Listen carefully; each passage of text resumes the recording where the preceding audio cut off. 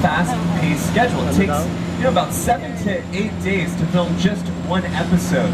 Now movies, that's a whole other ballpark. They can take months, sometimes years to complete. Now over here on your left, these are production bungalows. That's where a lot of the writers, producers, directors of some of your favorite television shows and movies work. Now many years ago, one of the all-time great directors Hollywood history film worked, I should say, kind of one of these offices. I'm of course talking about the legend, the icon, Alfred Hitchcock. Move into that office. I said, no, I can never be in Hitchcock's office. That should be a crime. A museum. Very exciting, just to know that he was there and walk by and know he was in that office. Hitchcock. And there's his office right there, 5195, the silhouette on the side of the building. Every director. I saw Hitchcock once, walking around the commissary. Hitchcock had his bungalow on the lot. I used to go see Alfred Hitchcock. I loved working with him. I highly respect him. He really understood fear and terror. Birds? That was a really scary movie. Birds? Oh, man. That had me looking at crows like for the next 10 years. Psycho, of course. Vertigo was one of the all-time great masterpieces. Hitchcock was master. Yes, he was. Well, guys, that was the end of our tour of the front lot. There's a lot more to see. I know it was exciting. You got to see Hitchcock's bungalow. You got to see some of the soundscapes. But here's what they said because this is our back lot. This is where we filmed everything outside. So there's a lot more to see.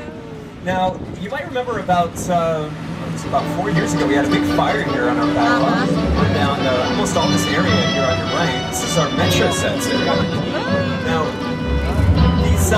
since the fire, of course, as you can see, it's all been rebuilt. It's bigger and better than ever. These are not buildings that you're seeing what we call facades, the front and sides of buildings, and that's because that's all the camera really needs to see, to let your imagination film the rest. Now, what may appear to be brick and stone is yet another Hollywood illusion. Now, this area that we're now entering is one of the more famous areas of our backlot. It is called Courthouse Square. Perhaps best remembered as Hill Valley, California, and all three Back to the Future movies, Michael J. Fox and Christopher Lloyd.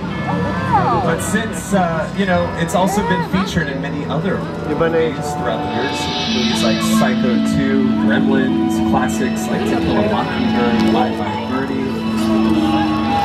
There's Jim Carrey and Bruce Almighty were doubled as the city of Buffalo, New York. And even different time periods like the future, year 2015, Back to the Future Part 2. Flying cars and hoverboards. And here's producer Bob Yell to tell you how It was actually the back lot of the Courthouse Square proved to be an integral part of the plot. to the future. I had seen it up in the clock tower on that ledge. It was a ledge about that wide. And I was standing inside looking at the ledge, and I already had vertigo. I just thought, there's no way in the world, no way I'm going to stand on that. I was up there for quite a while. Of course, I had a cable.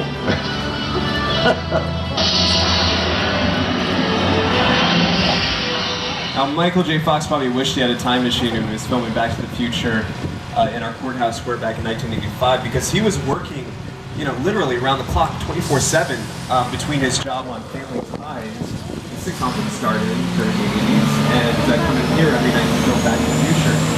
So during the weekdays, he'd film, he'd film Family Ties, or he'd work on Family Ties, and then he'd come here every night. On the weekends, he'd come here, film all the daytime scenes he couldn't film during the week. So he was working every single day. All that hard work, of course, paid off. One of the biggest box office hits, 1985, was Back to the Future. For his work that year in Family Ties, he won an Emmy Award for Best Actor in a Comedy Series. Well, guys, we made it. This is New York City. Well, New York Street, I should say. It's the most filmed street here on our lot. It's actually one of the most filmed streets in the world. More movies, more television shows, more music videos, more commercials and film on the street than pretty much any other part of the world.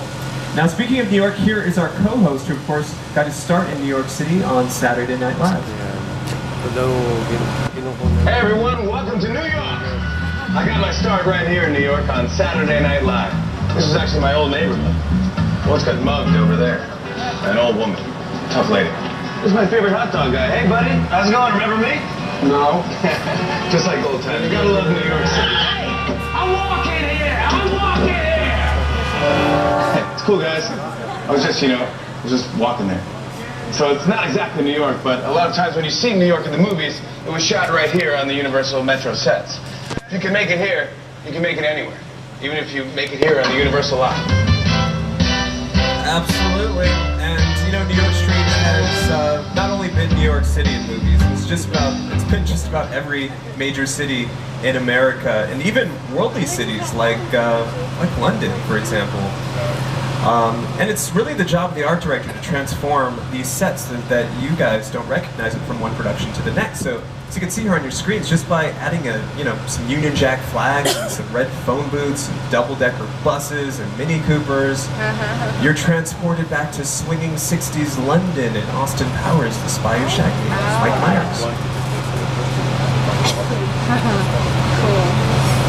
And it's not the only time New York Street has doubled as London. Here you have An American Werewolf in London.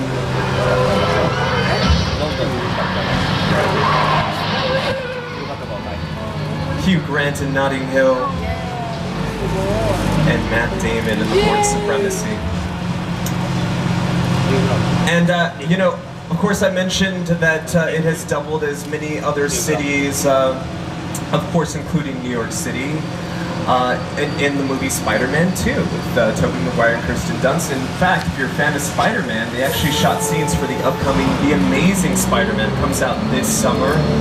They did scenes right here in New York. It stars Andrew Garfield and Emma Stone. And television shows recently that have filmed here on New York Street, including NCIS and Criminal Minds.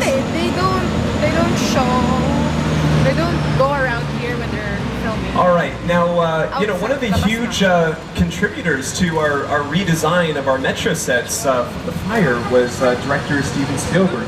You know, he and Universal have quite an extensive history.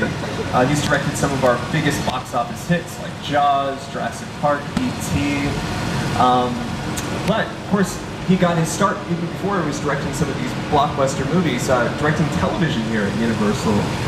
This was fresh out of college. He actually came on the lot and directed television shows, including an episode of Rod Serling's Night Gallery.